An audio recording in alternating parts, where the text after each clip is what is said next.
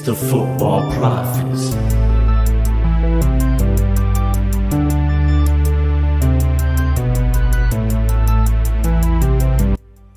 Thanks again for being with us today, FB family. Welcome to Football Prophets, where two friends talk all things American soccer. And as always, I'm your host. And on my right, I have my good friend, Coach David. How you doing today, bro? Solid start today. I didn't know we were gonna jump into kindergarten class and figure out lefts and Bro, rights. I'm from a third world country. I speak 3 languages. I think I can get away with figuring out what left and right is. It's fine. You speak 3 languages and you don't know how to say left or right in either one of them? That's not the point. The point is I speak 3 languages. All right. That's the point. I think you're going away from the point. All right.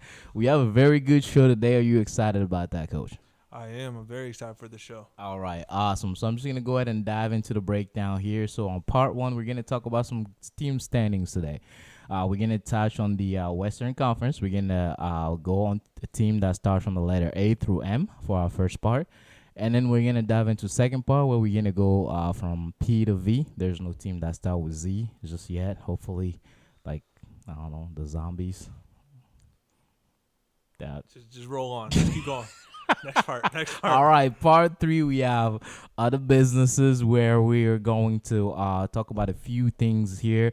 I'm very excited for we got our first mailing question in our email. I'm surprised about it. Are you? No, I'm not, man. We are 2 very popular podcasters. I'm surprised we didn't get 100 You know emails. what? I don't even know why I'm surprised now. I'm too good at this to be surprised, and I'm too good at this. All right, so we're going to touch on a few things. We're going to talk about Coach Jesse Marsch. Yeah, we're going to focus on him being fired, also being focused on him being a candidate for the national men's team. And we're also going to talk about Folarin Balogun. I think I said that right. That's close enough. Close enough. I'm okay with that. People butcher my name all the time, so I have the right to do it every now and then. He lives far enough away. He's not going to fly out here. He to don't fight even us. know me. I don't think he's good. All the million he has. So we'll talk about that. Potentially a striker from the men's team. So what I'm gonna do here is just start right into our part 1. So what we're gonna do, we're gonna talk about team, and then we're gonna just answer 3 questions about them. Where you have them ranked, why you have them ranked there, and what do you love about them. I don't know if you knew, this episode will be live on Monday, but literally tomorrow, which will be the day after the episode airs, will be Valentine's Day. So we'll bring some love into this, and talk some love into this teams. Talk about everything we love about every team. Spoiler alert: some of y'all teams ain't getting much love from me. Hey. You know what? I'm here to laugh, so I'm here to hear everything you have to say. So I can't wait to have some fun today. So let's dive in. I'm gonna go with Austin. Austin, can you let us know what you're thinking? They were a pretty good team last year. I want to kind of hear from you, and where you have them ranked, right there, and what do you love about them? Yeah, so Austin, they finished second in the West last season. They had a push to possibly be an outside shot at getting the league in general, the Supporter Shield, but they didn't. They kind of fell apart a little bit right at the end. But this year I have them first overall, not just in the West. I have them taking the Shield and being dominant this year.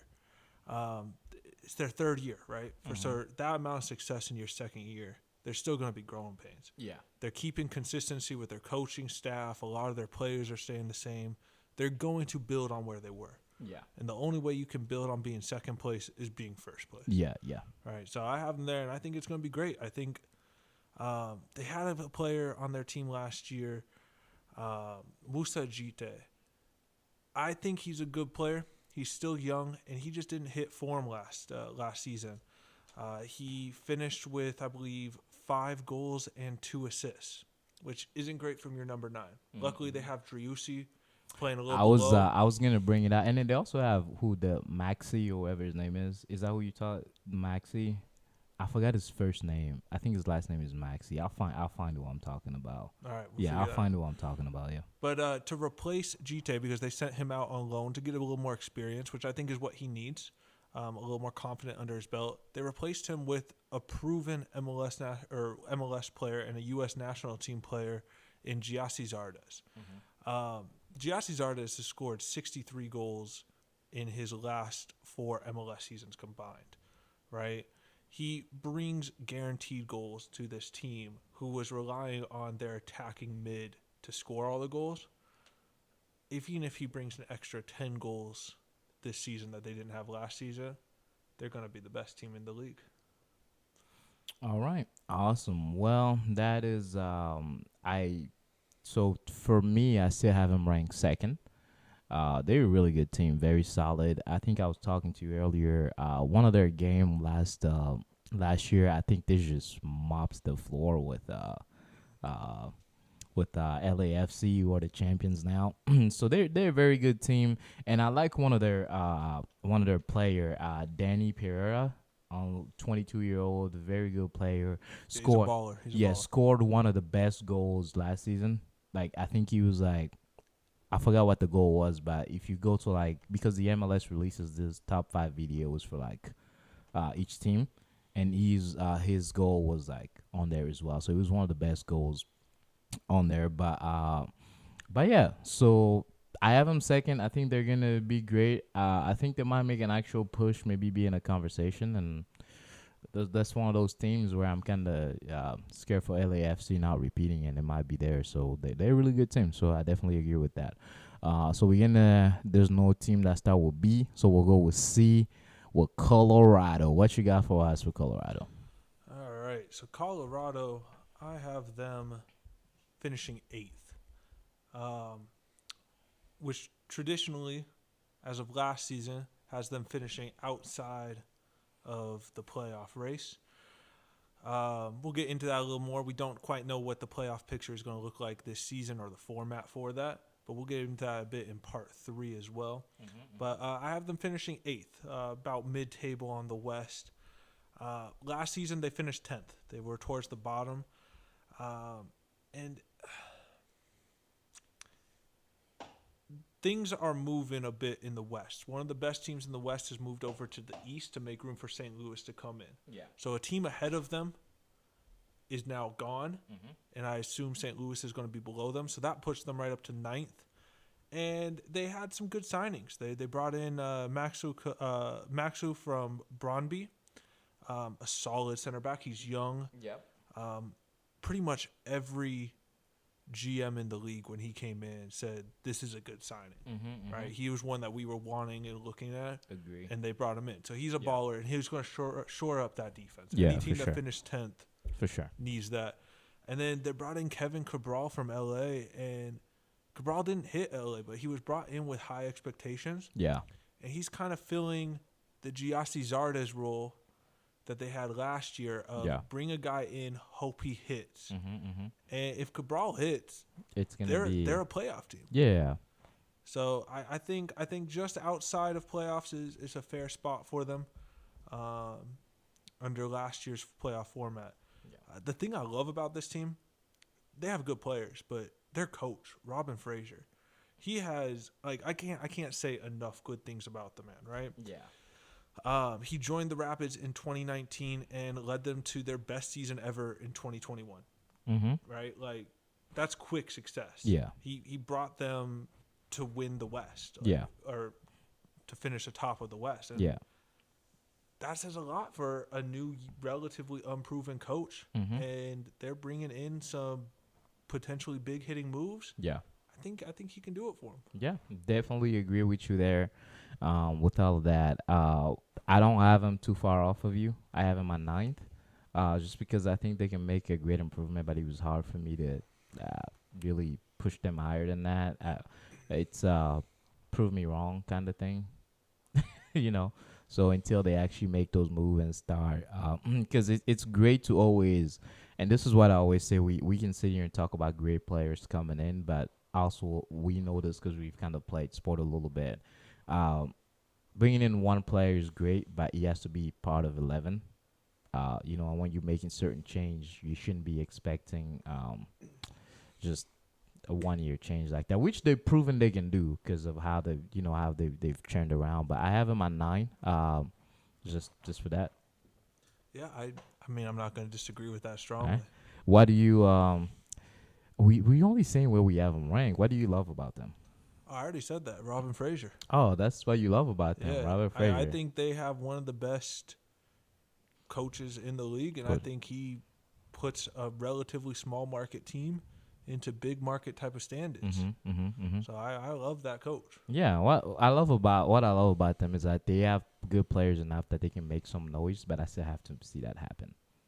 So that's for me there. I'm gonna go ahead and move here, and we're gonna go to Dallas. Dallas. Where do you have them ranked? Where I have them ranked. Let me. I have my ranking on my phone, so I probably should have emailed it to myself. But I have them ranked. I have them ranked at 7. I think last time we spoke, we kind of disagree on that very heavily. Last time we spoke, I might have said the single biggest insult against Dallas. I am happy with it now. I think I'm happy that was like we can call it our trial. Because I invited all of Dallas to come fight me. We were going to never travel to Dallas. No, it was ever. a mess. We were public enemy number 1, and it could have gotten violent. All right, so is anything changed since last time? It has. Okay. Dallas, I no longer have you as the worst team in the league, which after doing a little research, I realized was probably the dumbest thing I've ever done. What have you? But I have you back. You moved them one spot up? No, they are 9th. I have them 9th. So only a little bit behind you. Okay. Again, with the potential new playoff brackets, that might be a playoff spot next year. Who's the player we were talking about from them that might be going out of Ferreira? Okay. Ferreira. Yeah, potentially with hitting form, you think he's probably gonna look to make a big move out of the MLS. I think there's maybe 40% chance that he is not here at the end of the season. All right. And other than the way you have them ranked, what do you love about them? What did you move them so far out? Because you had a lot of bad things to say. Now, say some good things. Yeah, so I love the duo of Ferreira and Arriola coming off the wide play. Arriola's a baller.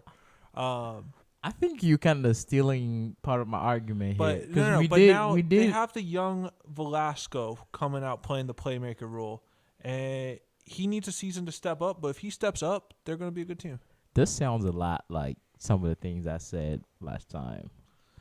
If it doesn't get because recorded, my standing did not change, but I'm just like a lot of what you said is what I said I loved about them about 2 weeks ago when we spoke about our future standing.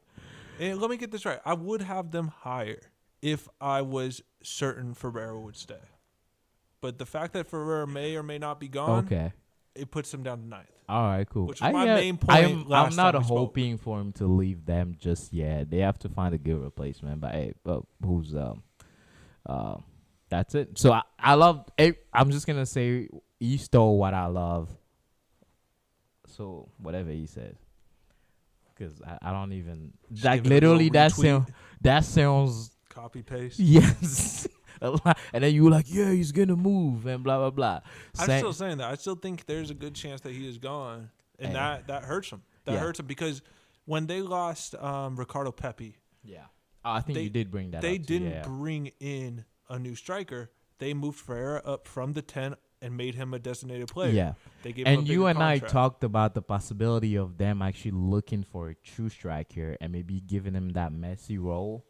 That will like free him up a little bit. Free role in 10. That would be like I think that would be a good role for him. But I just don't see Dallas spending that type of money to make that move. They can get one of the young kids.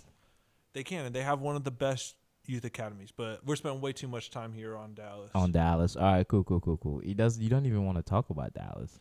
I mean, we got max of 4 minutes per team here. We're gonna have a 2-hour show if we keep this going. So we got a rapid fire. This is a podcast where we like to have fun. So I don't even know what your problem is. You got somewhere to be? Man, we got 14 teams to get through. All right, but let's move that. Let's go to Houston. What you got for me with Houston? Houston's gonna be a quick one. My God. 14th, bottom of the West. Not the worst team in the league, but bottom of the West. Guess where I have them. If it's anything higher than 11th, I'm going to put you in an insane asylum. 13th. Okay. Yeah, they're trash. My reason for this is they didn't make any big moves over the winter, right? They brought in a couple of players, but no players that you're like, oh, that's a star. And they're banking on Hector Herrera, Yeah. Double H, to step up. And he was one of the worst DPs in the league last season when he came in halfway through. And I just don't see them making a step forward, right? So I just think they're going to be roughly where they are. And if you stay still in soccer, you're going to go backwards, right? Because other teams, you have to spend money to get better. Yeah, for sure. Because every team, everything, even the champs lost their goalie and went ahead and made the splash. So you're definitely right about that. I love the city of Houston. That's what I love about them. I want to go. I've been to Houston. I don't even know why I'm excited say that about one it. more time? I've been to Houston. It was no jokes. It was the funnest. Houston was fun. All right. Houston was fun. I love that. So if something I love about them, that's So that. the one thing you love about them is the city they're located in. No, that's time not- I had in that city. That's that not was much great. better than me. I'll put down what I love about them. Their logo, maybe. Can I see mean, their logo? It's a little like baseball. I'll pull it up. It's Okay. a little baseball-y, but it's definitely better than the rest of their team. How you gonna talk like bad about my reason? It's a little baseball. That is right? a dope logo. So great time in the city with great logo. What? Houston. H-Town, Kudos. You guys are just killing it over there. All but right. not on the soccer field. All right, Let's make LA. that clear. They're not killing it on the soccer field. LA Galaxy. What you got for us? All right, LA Galaxy. I have them second in the West. I think they're going to be ballers. They were playing at that level in the second half of the season when Ricky Puig came in, and I think they're going to continue to ball. They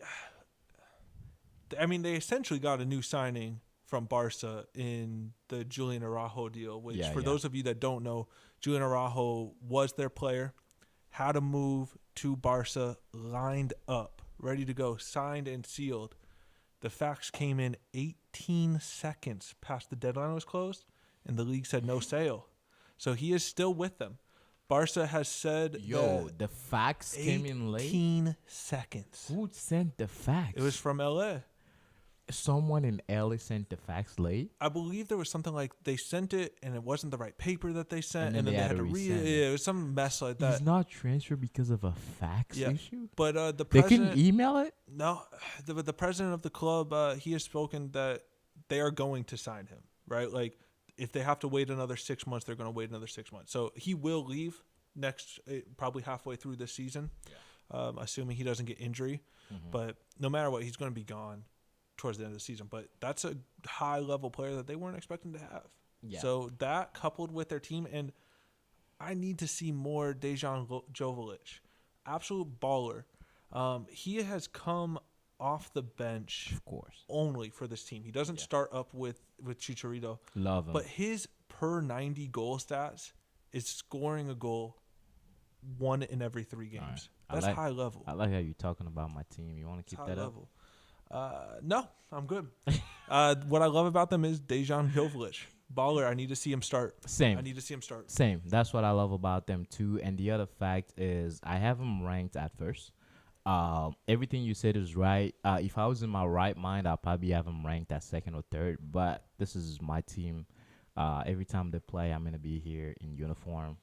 Every time we win, I'll be yelling aloud. So yeah, I have them first, and I'm hoping they're first, and I'm hoping we win it all. But things can happen. But that's why I have them first. All right, fair enough. All right. Shall we move on? We shall. Now we're going to the reigning defending champs. Do we need to say their name? I'll say it, LAFC, All right. who I don't want to call you a bandwagoner, but I am not a bandwagoner. How are you an It was- LA Galaxy fan and still love LAFC? I love them to repeat. We were driving back from my house because we had to go get something. And I had to specify, I didn't say I love them. I say I love them to repeat because of the signing they made of who's the goalie? The Jack Jakupovic, Eldon Jakupovic. Eldon Jakob. Yeah. The goalie that's gonna be replacing Maxi. Potentially, Maxime, there's a slight outside chance that he'll actually be the backup. for real? Yeah, under Mick something or the player that came in when he got injured when Maxime Crepeau got Okay. injured. I thought he was for sure thing that he's I coming think he to fill probably in. will at some point. Yeah. He'll take that spot over, Yeah. but Team my understanding is familiarity. right now, Yeah. he has the backup role and he's going to have to win it out. He's gonna okay. That's my I'm sure understanding. probably he has a lot of experience, but yeah, with them coming in, okay, I have him second. I have him favorite to repeat. They had a great season last season. Obviously they won it all. And with securing that goalie, which will have been iffy for them, I think they're right back in the mix. So yeah. Yeah, I put them down at fourth, which is still most teams would jump at that. Yeah. For them, it's a pretty big step back. But Yeah. the reason I have it is they were the deepest team in the league last year. Yeah. And I can't tell you how many players they got rid of. They got rid of Arango, Teo, Escobar, Mendez, Ibiaga. Like, the list goes on and on. Are those starters? A couple of them were, yeah. Mendez was a baller. All in of them midfield. started. Cifuentes is potentially gone. They were all main role players, big role players. Okay. Except I for don't think Teo. there's. I did see those transfer, but I don't think that will impact them as much as we think, because I think those are plug players. No, I think Mendez, Arango, and even Ibiaga, he played for them in the MLS Cup final. He was a backup, but he had to play, and he's a good player. And this is the question that's why I think they're gonna be okay, because the quality of play, right? So forget the name, but let's talk about the quality of play. Are they needle movers? I would say Mendez, Except him. Arango, I agree with you on definitely Mendes.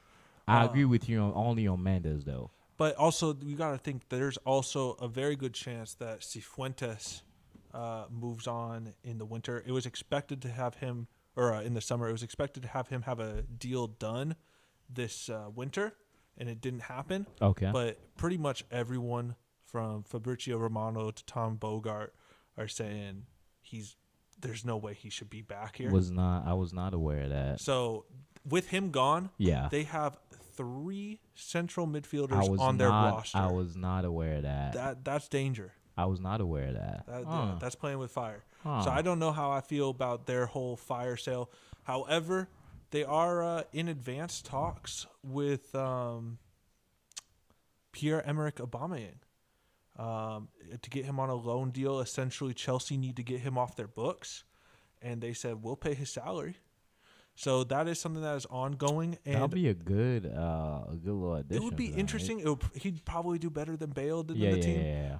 But it'll be Don't an talk interesting about one. that. It'll be I interesting. have PTSD from that. That dude, he's a professional golfer now. He has Yeah, it no was, regard for the sport. It was a thing. I'm gonna be right back. You keep talking for a minute. Are you gonna grab Sandy? Yes, sir. All right, awesome. So, other than that, definitely agree with you on there. So we both have him pretty high in making the playoffs and potentially repeating. I really like him with that. So we to fill you guys in, Coach David with Sandy was just playing, and I'm sitting here, and they want me to keep talking, and now Sandy is over here. So yeah, you're back. Can we do this? I'm back. You could have just gone on to the next I team. couldn't have gone on to the team. My dog's It's not ball the got football lost. prophet. It's the there's a at the end. It's an S for more than We're one. gonna have to work on your professionalism and just keep the ball rolling, but it's fine. My professor, you got up and Let me tell you what: if a player gets injured in the middle of a game, You right, did goes not get down, the injured. play goes on. Is the rest of his team just gonna stand and wait for him, or are they gonna play on? They're gonna play on. I think I did a pretty good job here. I don't know. All right, where are we All at? right, cool. I'm going to Minnesota, Coach. What you got for us? All right, Minnesota. I have them ranked 10th. Their team, I could have them ranked probably anywhere between 7th and 12th. And I kind of just decided to throw them into 10th. I think the same way as you, but I have my 6th, though. All right, you have them at 6th. Yeah. Yeah,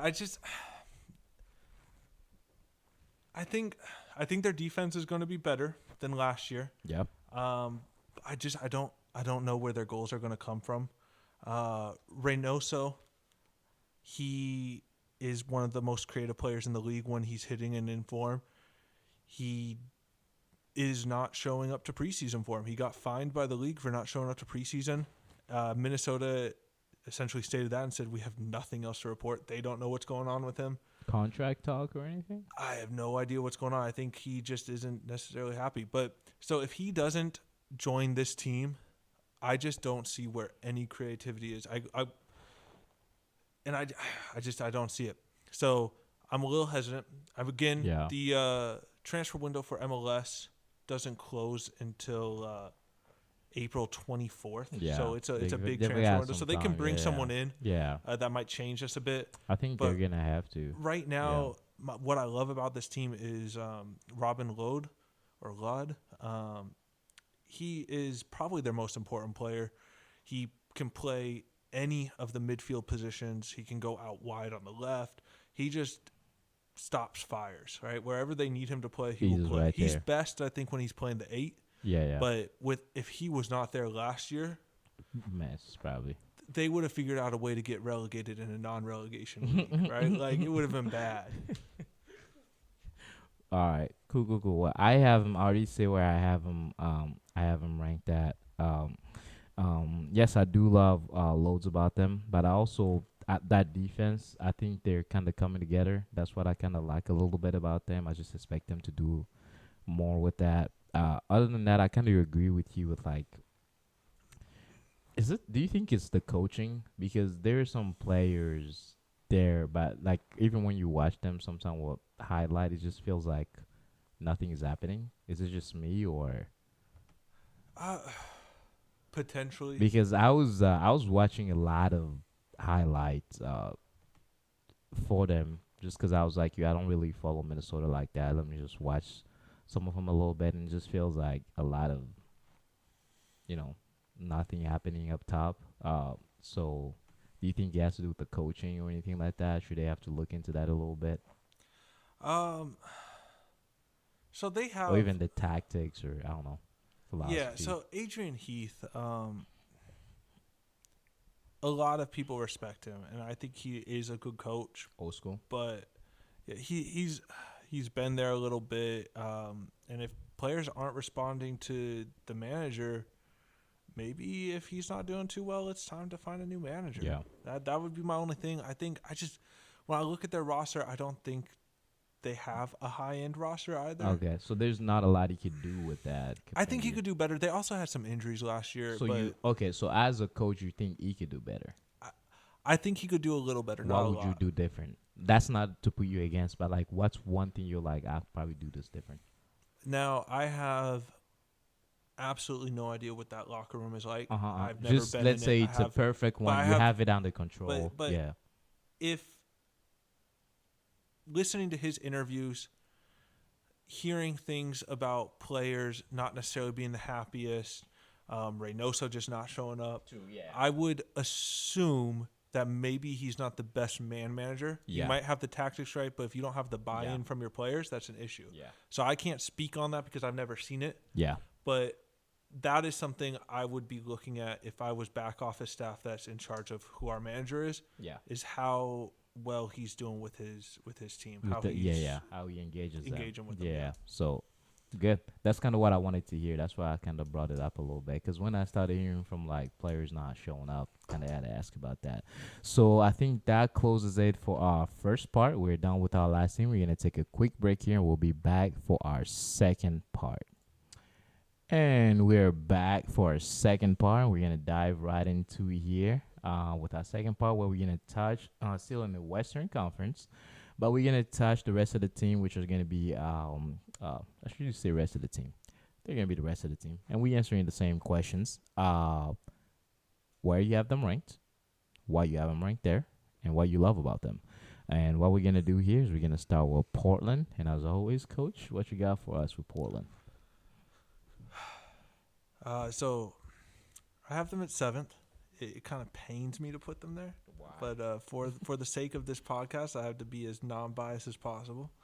And I'll put them where I think they belong, and that's 7th, right in the playoff picture. Can I ask why it hurts you to put them there? I have been a diehard Sounders fan since I was little. And Portland, dirty Portland. I like that you're logical about this, but I'm not. Oh, all right. If I don't like you, I don't like you. Just because. Well, one of us is a professional. Yeah, one of us has to be. So, okay, I have him at 4. I expect him to do great this year. I have him just right above your Seattle Sounders. Just because I think with the competition we're having out with Seattle getting some of their players, I don't know why. I just think that little rivalry will be nice, and they're going to try to do better than you guys. So, I'm into that. All right. I mean, like I say, I'm not logical. So, yeah, I have them 7th. Last year, They get a home playoff. They just... No, they'll have a No, away with trip. me, they get Gotcha. yeah. Well, I have them getting a home field. But last year, they just missed out on the playoffs, and a lot of that is because they had the 6th worst defense in the West, right? But with that, they had the 4th best offense in the West. And I see their offense getting marginally better, as so I see their defense getting a little steps better. But what I really see is their midfield. Their midfield is going to be balling. Evander coming in, baller from Brazil. It's looking like Eric Williamson will be getting a starting role with the team. Mm-hmm. He should have had a starting role last year. He was about to leave because he wasn't getting enough minutes. Yeah. So I think that central midfield is going to be potentially the best in the league. And my dog's going crazy. Oh, no problem. You can go ahead and get her if you have to. I think they're going to be good. So one of the things with me on that was defense. As a defender, too, kind of like what you talked about, the defense letting go. I think with coaching, that can be fixed.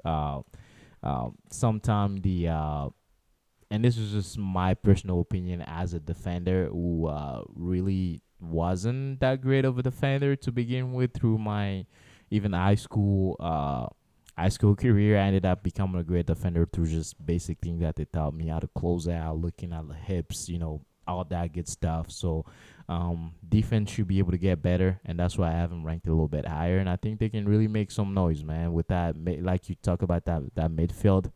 I think if the midfield is going, defense is good. They had a good attack, and what else can you ask for them? That's why I really do see them making that at number 4 and getting a home playoff game and starting to make some noise in the MLS. All right. Awesome, man. He's finally back. So we're going to go ahead and talk about Real Salt Lake. Where you got them at? I have them 5th. They were a decent team last year. They just barely made the playoffs without their best goal-scoring threat. Yeah. In Damir Kreilach. Yeah. He comes back. Is he that great? He's a baller. He's for them for RSL levels. See what I had? I looked at him playing, and I asked myself that question, and it took me about 3 seconds to say that. It's just the same way you did. I'm like, usually when that happens, I don't think he's gonna come in and push them that hard. I think when healthy, again, he had a back injury that caused him to miss most of last season, almost all of last season. He had to have surgery. I think he will be. He's just a little older. But okay, so all that is adding to will never be in his heyday. But he doesn't have to be You're the old, best. you had back surgery. He doesn't have to be the best. He has to be a 10-goal-a-season player, and they're going to be good. But from what I'm seeing is like some people, and you included, they are expecting. So you said they missed the playoff, right? And then now you have him because he's coming back ranked 5th. So this gap, I gotta look up the standings, but the gap from playoffs last season. Oh, what was the? Oh, actually, no. They made the playoffs last season. They were 7th. They made the playoff. Oh, but the gap between, let's say, finishing 7th and finishing 10th. What was it? Was 4 points. Oh, right. It was a tight playoff. So win a game in tight game. Yeah. So. They did make the playoffs, and I have them jumping up 2 spots. And that's not bad. I think they're going to be fine, and I think he is going to bring something to this team. I didn't know it was that close. Oh, that is crazy. Just 4 points from being That's crazy. All right, cool. Let's keep moving. So we're gonna talk about San Jose. What you got for us? Are we not going to talk about what we love about RSL? We can. You just don't got any love for. The Great Salt Lake. Remember when I thought Real.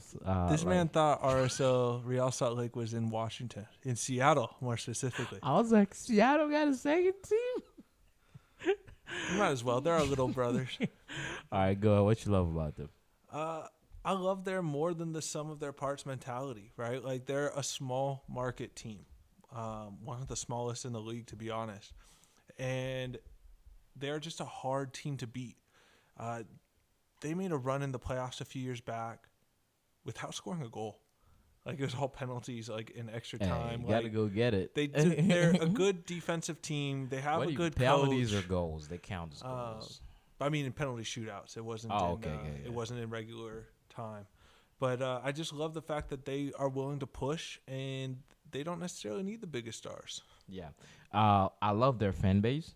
I really do love their fan base. One of the craziest ones. And as I was talking here, I'm glad you brought up the fact that 7 and 10 are in foreign. There was 7 last year. Guess where I have them now? 10. Yeah. So I guess something about me knew this, but yeah, I don't have them. I don't see them magically making this, crazy push to 5. But there's a lot of heavy team here. So we got a pretty big gap there between 5th and 10th place.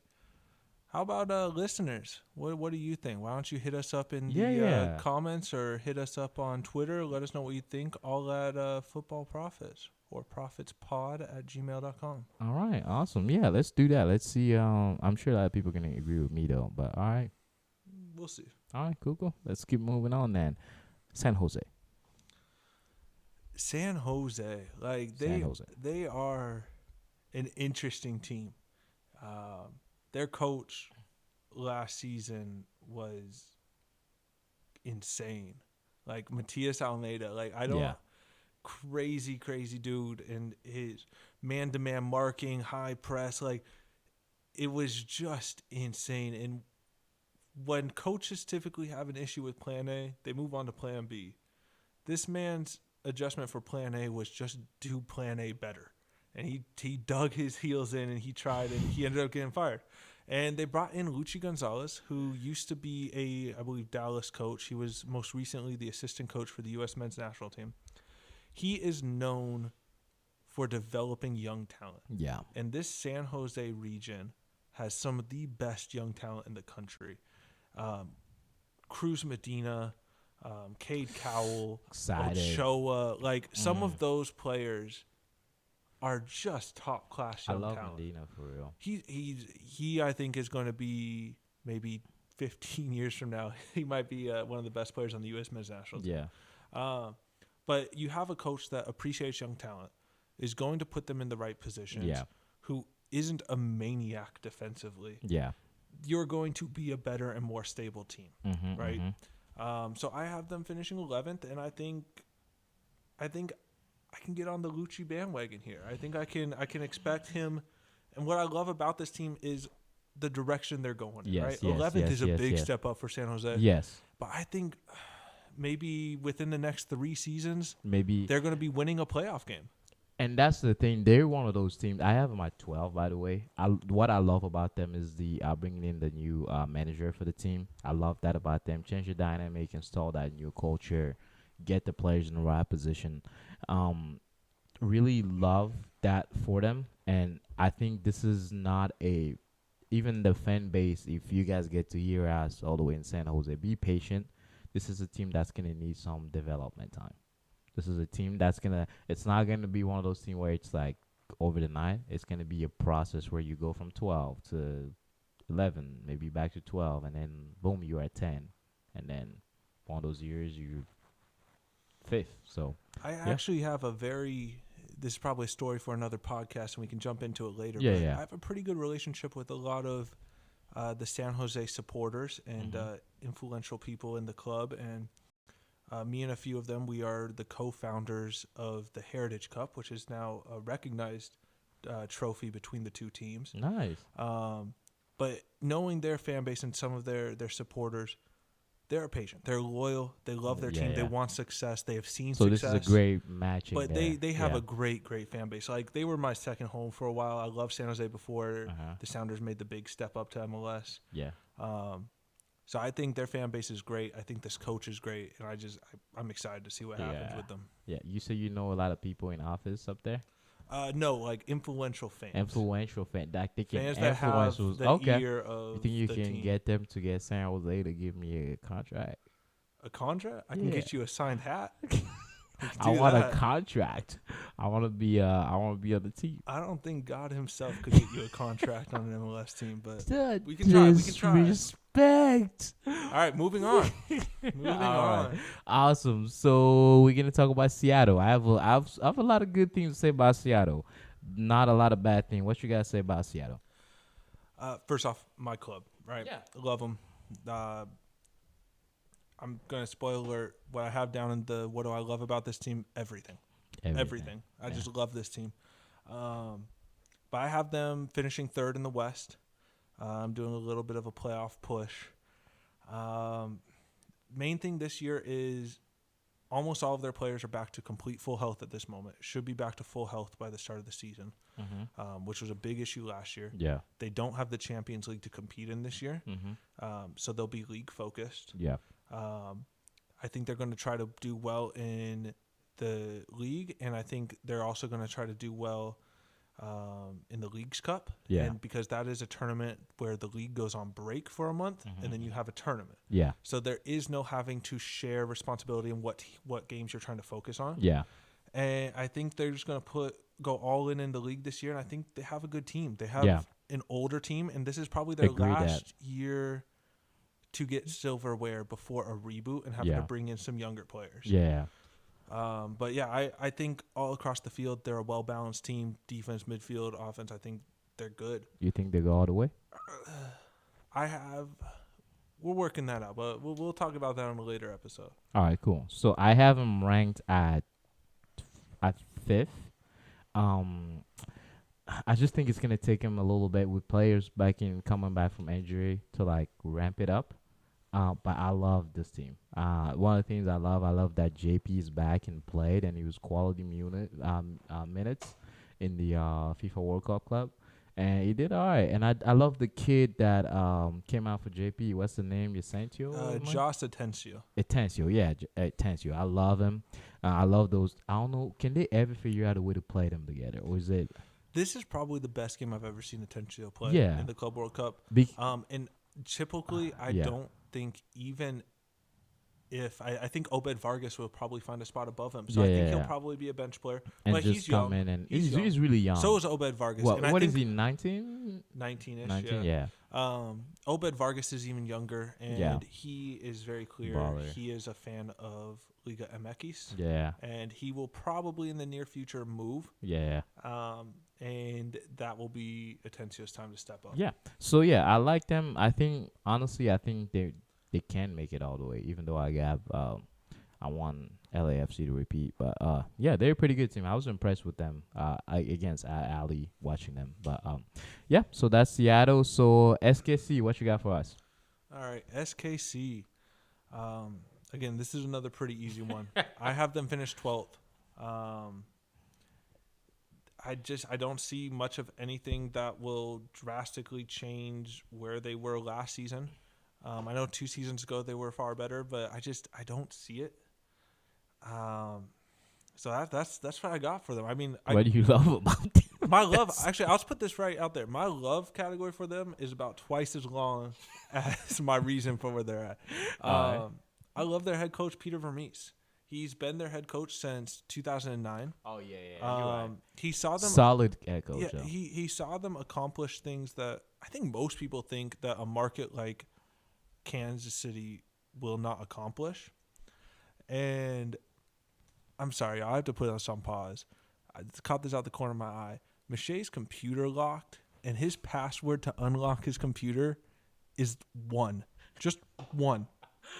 It's what you got to tell people. Just 1. It is the smartest password ever. Nobody ever gonna know that. Now that you is talk. Insane. That is insane. No one will ever guess that. No hacker goes in and say, "Oh yeah, it's 1." I feel like that's the first button on hacker presses. Let me see. Let me see if he's dumb enough. But let's keep going. But yeah, so he came in 2009. They won their conference in 2011, 2012, 2018, and 2020. They won an MLS Cup in 2013. He's their guy. Even with a bad year or bad 2 years, he's their guy. He's built up enough rapport and enough cash in the bank that he's not going to get fired for this. Yeah. If he leaves, it's because he wants to leave. Yeah, great coach. He's got them good. There's not a lot with Kansas. I think last time we spoke about this, you thought Ronaldo was about to sign with them. That's it. I was like, I did not think he was going to sign with them, but he was in extended conversation with them. You know was why? The official Because he reports. wanted to travel to the U.S. All conversations were done over Zoom. I'm going to find a reason. Maybe he wanted to try his new laptop or something. He wanted the money. Yeah, he wasn't going to come to Kansas.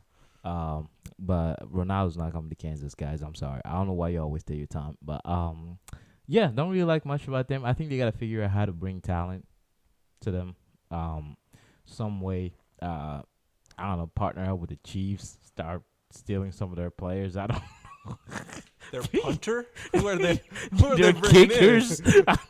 Start trying out some of the Chiefs kickers that don't make it to the team. I don't know. Every time you get a goal kick, that's you a just good sub your keeper out. No jokes. You know what? That is a good strategy because most of kickers and pounders come from playing. They a lot of them come from playing soccer. Yeah. Actually, a lot of them play Australian rules football. That's what I'm saying. So it's not, we just put y'all on the game, man. Let's have some of this tryouts, like a Chiefs tryout. I will gladly. Like it get should a be like a football player special spot before you cut get a roster kicker spot. tryout. Every kicker showed up. Maybe we can get Pat McAfee on there. You know what that is? I do, and I think this is probably enough time spent on KC. All right, cool. So let's go ahead and get St. Louis, the newbies. What you got for them? Not much. I think they're going to be bad. I think they're going to finish 13th in the West, which isn't worst, but it's not great. They give me strong FC Cincinnati expansion team vibes, right? Like one of the worst teams in the league. And they currently have 2 goalkeepers on their senior roster. That is Berkey and Ben Lunt. Yeah. Berkey does not come into the team until midway through the season. Baller, by the way. Lunt has not had a single MLS minute in his entire career. What do you do? Play no one. You have to pray that they bring in someone else. No, Berkey's fine. Well, no. Berkey's fine, but again, he's not coming coming in until the second half. Yeah. What are you doing? You have to get a better backup than Lunton. But I don't know if that's happening. I haven't heard any transfer rumors about that. Bro, so we'll see what happens. They're not getting anybody. They know they're going to be 14. Yeah, they're just in the rest of their roster other than Berkey, it's just nothing that stands out as high MLS talent other than Klaus, their DP Brazilian striker. Watching his tape, I think he's going to be good. Yeah. I think he's going to fit in well. Their other DP, I'm not sold on. Yeah. So we'll see. What I love about this team, to be completely honest, not a whole lot, like I've already said. But no, Nicholas Giacchini. He is a young fringe national team player for the U.S. He has a big upside. Yeah. I'm trying to remember where he came from. It might have been Venezia or somewhere, but it was somewhere overseas. He came to Orlando, and then from Orlando, he's now with St. Louis. And I think he is going to be a high-level player. It's not going to be this year. Yeah.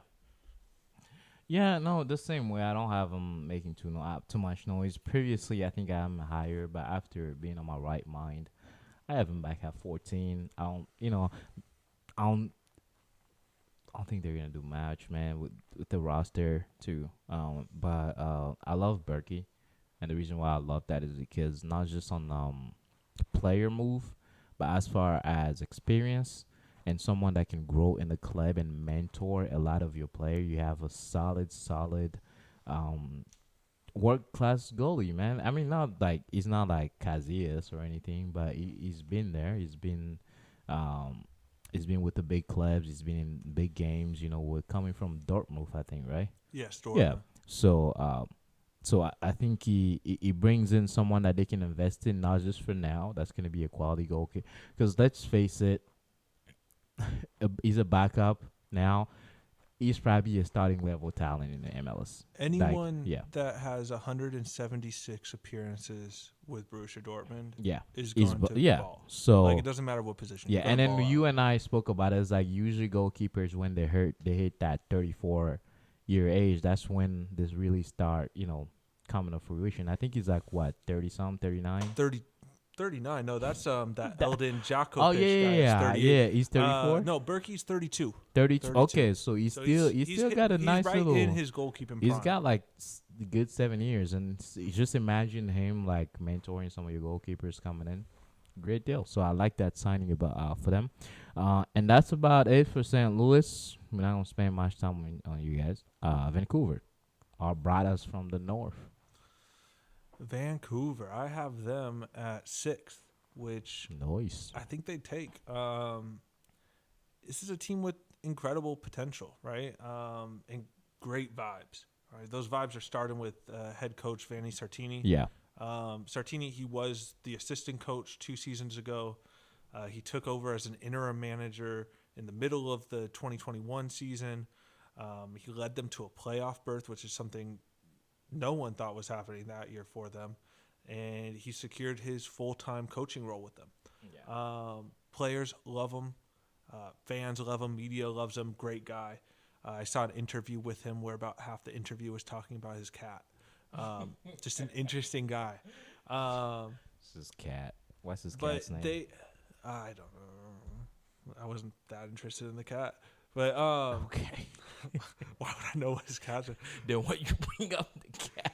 Because it's a conversation piece that he has. He loves his cat. I don't know what the cat's name. I do know the cat has its own Instagram page. Carry on. It has its own Let's Instagram. move past the cat.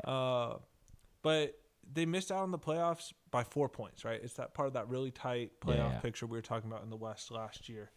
And this is a good, close to playoff level team that brought in Julian Gressel to play their right back or right wing back. It is interesting on their roster. They have him listed as a midfielder, not a defender. Yeah. So I'm assuming that means he's going to play more of a wing back role with them. You know what I was thinking? I was thinking of like that Mascherano goal from Barcelona. Kind of like that. Yeah. He's a baller, and he just now got his U.S. Citizenship and his first ever appearance for the U.S. national team in the last couple games that they had against Colombia and Serbia, where we kind of brought a C team in. So he is now a U.S. international. He is probably the best crosser of a soccer ball in the league, and I think he fits in really well with this Vancouver team. And I think that it's going to be a team that will continue to push for the playoffs years to come. I think they're a relatively young team as well, and I like them. I like them moving forward. Where did it finish last year? Like I said, 4 points out of playoffs. Okay. Which would have put them, I believe, 8th. It might have been as low as 9th. All right, great. The reason why I asked is because I have them 8th again. I don't see them making the playoff. There was a lot of teams to play for. They finished 9th. They finished 9th. Yeah, I don't see them making the playoff this year. There was a lot of teams. The West has a lot of good teams. Well, it's either good teams or like Houston. Except for Houston and St. Louis. Why? Why did I just have to do that? But yeah, that's where I have them at. We just went from public enemy number 1 in Dallas and just went across town a bit, and now we're public enemy number 1 in Houston. I don't want to have anything bad with Houston. I love Houston. We should go, man. We should go. Houston is fun. You just gonna cheer me down on camera. I mean, we can go and watch a baseball game. I don't need to Bro, watch. don't do that. I don't need to watch a soccer don't game. do that. Houston, I'm good. You try to save yourself. You just did this to. I'm gonna get you back. All right, cool. So, don't really love a lot about them. Don't have much about them to love. Maybe I just don't know much about them. I don't know a lot of their players, to be quite honest with you. They don't. And this is just me being a little biased. I like teams that pass the eye test with me, and they haven't passed that yet. I don't know. It's just me. Again, not being logical. I'm being a little logical. I'm just kidding. But yeah, don't have a lot I love about them. Well, I love. Well, speaking of a player that passes the eye test, Ryan Gauld. He passes the eye test. Also known as the Scottish Messi. Gault, he's a very talented number 10 in this league. Forgot about him. And he fits perfectly into Forgot this about Vancouver side. Forgot Right? about him. If you think Forgot about him. if you think Wrestle fits in to this side, Ryan Gauld was built to be a white cap under Sartini. And I think he's in for a big season. I think this season he could potentially have 10 goals, 10 assists. Last season he wasn't that far off of it. He hit 8 and 9. So I think he is going to hit form, and I think this team is going to be a very good team. You have him making the playoffs? I do. Oh, okay. I do. All right, cool. All right, dope. Well, that concludes our. I did it again. I said concludes. That concludes our second part, and we're gonna go ahead and dive right into our third part. But we're gonna take a short, quick break, and we'll be right back for our third part of the show. And FP family, we are back, and we're gonna dive into our last and third part of the show, where we're gonna talk about our other business. And the first thing we're gonna touch on will be obviously Coach Jesse Marsch out of Leeds, and former coach Jesse Marsch. You don't have to call him coach anymore. I didn't say coach. I literally just say his name. You said coach. I think I know what I said. The tape. All right, I'll listen to it later. Let us know in the comments. Let us know in the comments. Please let us know. But out of Leeds and potentially U.S. men's national team. What do you think about that, coach? Candidate. Yeah, so he was asked in the past, past being like a month ago, would you take this job? And he said, absolutely. It's a great job, but he still wants to try his hand in Europe. Right now, we don't have a sporting director or a GM, which is essentially the same role. They'll probably end up combining it, but they're not going to hire a coach for the U.S. men's national team until that gets sorted. Right now, to me, two of the biggest American frontrunners are Jesse Marsch and Jim Curtin. Did you hear what Jim Curtin had to say? I'm not throwing that early to you there. Jim Curtin, you're still talking. He essentially said he will leave his current job for the Philadelphia Union to be an assistant coach for the U.S. forgot men's which national team. podcast it was in, but he said it in the podcast. I actually have that here somewhere. He said it in the Crack podcast, which has a lot of former U.S. men's national team players that are hosting it. Shout out. Great podcast, by the way. It's worth a listen after us. Yeah, for sure. Listen to us first, then go over there. But yeah, so that started a lot of rumors going of people saying, what would a coaching staff of Marsch Curtin look like? And I love it. Great. I don't know. They're friends too, right? They know each other. Yeah. They don't hate each other. They know each other. I wouldn't say they're best friends, but they definitely they speak highly of each other. In the media. But I don't know if Jesse Marsch is going to take this job because I think he still wants to try to get another job, probably back in Germany. Yeah. But that doesn't look like it's happening. To be the coach of a team hosting a World Cup is massive and a good team. Sure. We are looking like it's going to be a bit. Yeah. So with that note, in 30 seconds, I want you to say this. How much do you think him being an American had to do with him being let go or given a short leash in Leeds? Very little. Okay. I think he came in and brought the team to the same level that he took it at. Yeah. I don't think it was a team that really many managers could coach, but they needed to change something up. They're still battling relegation. So I think it just is they're hoping for a new manager bounce. And actually with that, their first game after his getting fired and Weston McKennie's first game, maybe second game into the Premier League coming from Juventus, they became Adams, McKennie, and Aronson became the first American trio to play together in an EPL game. Yeah. Since what team? Do you know? No, I don't. Fulham, America, where Dempsey, Keller, and McBride all played at the same time. Ago? That was in May 11th, 2008. So about a little, almost 15 years. Wow. In that game against Man U, Adams and McKennie started, and Aronson came off the bench. So when Aronson entered the field, we made history. All right, awesome, cool. Thanks for sharing that. Definitely appreciate that. All right, so we're gonna dive into the second thing here. We're still talking about the U.S. men's national team, especially with this World Cup coming up. Folarin Balogun. How do you feel? Because it's potentially he hasn't committed yet, from what I know, but potentially might play for U.S. for World Cup 2026. How do you feel about that? So, Folarin Balogun, he is a baller. He's an Arsenal product. He's on loan in Italy. I believe when I checked it might have changed, but he was the second leading goal scorer in France. Sorry, second leading goal scorer under Lacazette, who everyone knows is a baller. Also played for Arsenal. Yeah, I believe he's got 21 goals right now. Oh no, 14 goals in 21 matches. I think last time something like that. Yeah, and 14 goals, 1 assist in 21 matches. Yeah, and pretty good. He is a tri-national. Nigeria, England, and U.S., right? Yes, and he has represented both England and U.S. At the youth levels. This does not cap tie you, which is a conversation we had earlier. Cap tying is once you play and reach a certain threshold of competitive matches for a national team at the full men's level, you cannot play for another national team. So he is not cap tied. He played for England's U17s, United States' U18s, England's U18s, U20s, and U21s.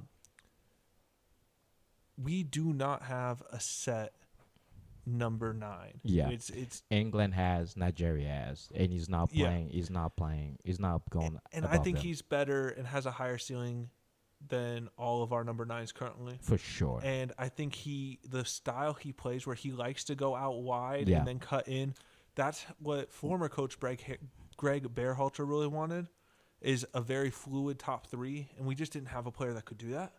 And he can do that.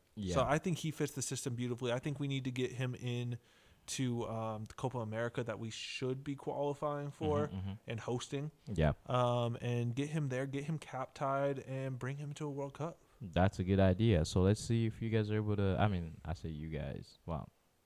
Anti-American bias. That's I just haven't got my nationality yet. I'm sorry. I'm telling on myself here. I'm legal, guys. Don't call ICE, please. But or do. That'll be an exciting podcast. Door breaks down. I've got my green card. Please do not call ICE. We good. All right. So very excited about this. This is how we're gonna end our show today. Potentially talking about mailbag questions. We got 2 questions from 2 fans. So we're gonna answer them, and we're gonna start doing this. You guys keep asking questions. We're gonna answer them. We're gonna go question 1, which was sent to us. Just we're not gonna be giving last name. Which is first name basis. We're going to go with Jim in Minnesota, who asked a very good question, and I want Coach David to kind of go in depth about it and teach us. How does the transfer window work, and why can the MLS buy player after the window shut? So when you think of the transfer window, you are usually thinking of what most of Europe considers the transfer window. Which at this time of year is more or less the month of January. Some teams in Europe like Turkey or leagues in Europe like Turkey, they have theirs go about a week or so longer. But when a window shuts, that does not mean no players can come or go. That means that the league in which the window shut for, those teams cannot buy players. Okay. They can sell players, but they cannot buy it. MLS has one of the longest open transfer windows in the world. And we can continue to get players up until towards the end of April. And we can take them from those teams. Which I'm happy about. It's harder to get players once it shuts because they have no way of bringing in players to replace it, right? So you're probably going to get more borderline players that are near out of contract, stuff like that. Or trying to get rid of. That is why when you hear the transfer window shut at the end of January, and then all of a sudden we're signing players, the European transfer window is officially shut. But we can still bring players from there. We just can't sell. We just can't sell players to them. I think what was it? LA Galaxy found out when they sent that fax 18 seconds late. Yep, and there's no pity for that. Rules are rules. Go well. So let's move on to our second question, the last question from Heather in Utah. Real Salt, is that a Utah accent? just let's go with the question. Let's go with the question. That was bad. All right. How those Carlos Andrés Gómez compares to other players, and what can we expect? I think, where did he sign at? I can't remember. He just signed for RSL, Real Salt Lake. Oh yeah. Oh That's why yeah. a That's Utah right. person is asking. Oh, they're Yeah, trying to that get. makes sense. Let's go. But so we talked in our last show about Carlos Gomez, and I think we are both pretty high on the young player. Pretty good player.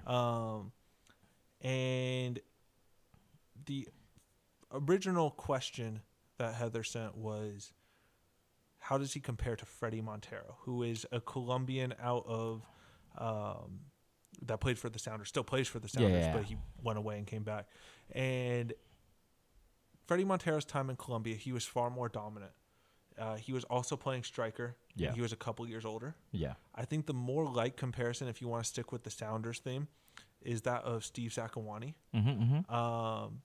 Very similar styles of play. Yeah. Primarily play different sides of the field, but similar styles. Gomez can play both. Yeah, right? and they both could. Yeah. But when Steve Zakawani came into this league out of college, and he scored in his first year 4 goals, 4 assists out of just under 2,000 minutes. Yeah. I think we can expect that or hope for that from this young player. Yeah. And I think if he does that, gets 2,000 minutes, has more minutes than not, right? Yeah. Essentially a low-end starting role, shows that he can score, can set up plays, he's going to get a bigger role coming into next season. And similar to what Steve Zakawani did when Steve's second year, right before he got his horrible, essentially career-ending injury, he got 10 goals, 6 assists in just under 2,300 minutes. So only 300 more minutes. And I think Gomez has the ability level to do that, and if not more. Yeah. And I think he is not a long-term signing. Yeah, I was just going to say that, yeah. U22 DPs are meant to be sold, right? Yeah. You get them and you sell them to Europe. And I think he will be sold, assuming he does well and doesn't do a Brenner for FC Cincinnati, who just didn't perform out the gate. Yeah. I think he will be sold in the summer of 24 or the winter of 25, meaning he'll have 2.5 seasons at most with the club. That's a lot of good production. Because they'll still have him on contract, so it won't be like his contract's completely out. Yeah. And they can get some good money. And I think he could be a $10 million plus player. They give him big money coming in too. So, all right. Awesome. Well, looks like we have both questions answered. We appreciate you answering that. Coach David, looks like we just got to the end of our show here. I actually I teased it a little. I didn't put it in our rundown, so I apologize for that. Oh, yeah, the format. I forgot about that. So the potential changes, Nothing is set in stone right now for almost forgot about that. The MLS playoff format. Last year, it was the top 7 teams in both conferences move on. Yeah. The first team in each conference gets a first-round bye. So it's a pretty easy process. Single elimination. You win, you go home, right? Or you lose, you go home. Yeah. With Apple buying the rights to MLS, they want more big games. Yes. They don't want just I'm here for 7 that. teams. So they are thinking of expanding it to a 9-team per conference playoff. So 18 total teams, where 8th and 9th in the conference will have to play a play-in round to get in. Dope. They're also talking about no longer being single elimination and having a best of 3. Not a home-away aggregate, best of 3. You know what like that rock, does? paper, scissors. Yeah, the best team will win. Yes, but it also takes away the jeopardy, right? Like if I know there's guarantee of 2 games, if I'm, the average MLS fan, am I going to tune into the first game? I think if you're like a real fan, it's your of team, that you team. will. Yeah, But if when the you playoffs just like come, you want to watch every game because right? just you're committing one game. Yeah. So I think it takes away don't from commit. that. I think it takes away from that specialness. The money deal, though. And you never know what's going to happen. Like you could have an incredible run from a team that no one expected. Yeah, I think they should have waited to have it. They should wait since it's not set in stone. The MLS is getting super entertaining. It's kind of growing. Yeah. And it's going to keep going. So I think they should wait. I think they That should, should get a be a year's thing, figures yeah. on it and see Yeah, what yeah. it looks like. Yeah. And their last thing that they have thinking of is potential group stages. Oh. I don't like, because that is even more teams. If it goes to potential group stages, like there's A, a B, good and chance C. that every like the team Champions gets in. League. Yeah. So I mean I can deal with changing it to 9 teams. All the teams But get. that's the only change I would want. Okay, not all the teams. But again, none of this is official or written in stone. Yeah, These are it's leaks just- that people have put out there. Yeah. But I it just does want to sound address it. pretty clear that That- they want to and probably will change the playoff picture slightly. Why don't if they not just drastic. say more players and more teams and just keep it one game? Exactly. I would be fine with that. Yeah. Yep. I'd All also right. be fine if it was less teams. I would like I would Two like teams. I would like the top 6 teams in each league. You don't need a 7th. Okay. Well, yeah. That's all I got. Sure. All right. I guess we're done here. Thank you for listening, everybody. We'll catch you on the next episode. See you next time, man. All right. Good stuff.